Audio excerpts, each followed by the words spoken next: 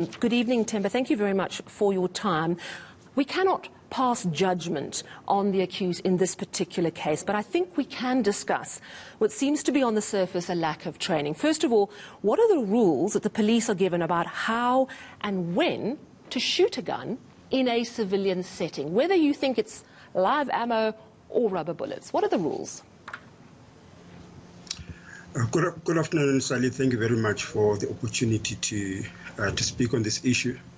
I think the first thing that you asked me is just around training. I would say that training in the SAPS is good, just in terms of the curriculum, in terms of what police officers are subjected to during their training.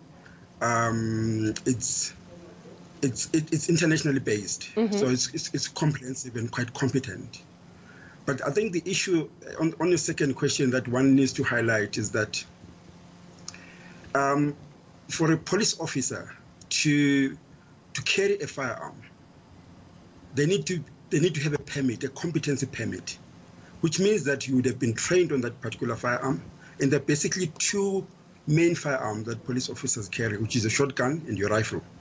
And for them to carry those firearms, they need to be issued with a competency permit, which means that they would have undergone training. And remember that before March of 2020, police officers were required to undergo training every 12 months, which basically meant that for police officer to carry a firearm every year, they needed to go to a shooting range for them to be issued with a competency permit. But that has changed since March, because police officers, remember, they're not governed by the firearms control legislation.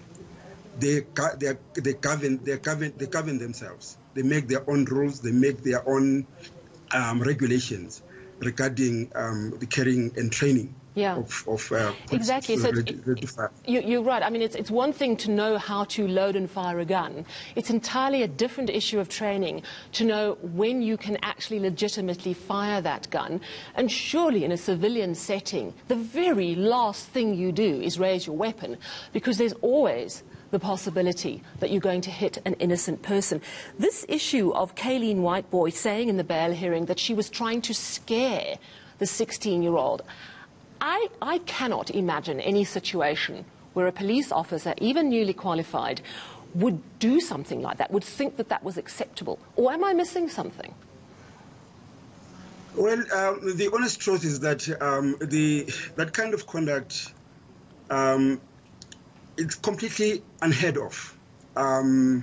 Even among civilians, one of the things that you get trained of when you carry a firearm is that you need to carry a firearm to defend yourselves.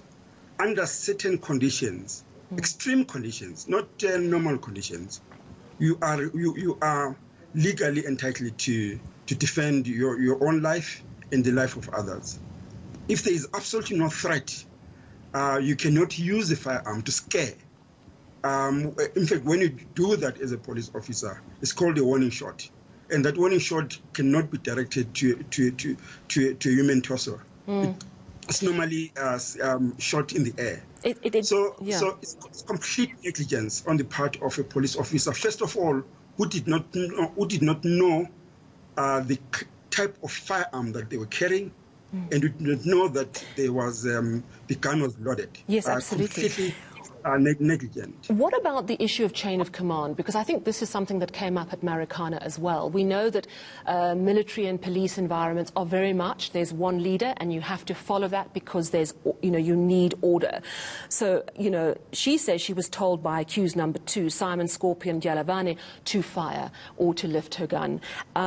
Is that the sort of thing that happens? Would you as a young officer wait for an order from a senior member of your team? Sally, remember, this is a command and control environment. Generally, you are required to carry out an order that has been given to you by a commander.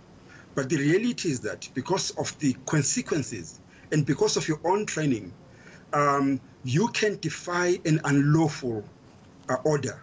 If in your view, the order that you are being given, it's unlawful and it's criminal, you can defy that order and be able to defend your right to carry out an unlawful order. So in this case, you have to think it's not justifiable. Sure.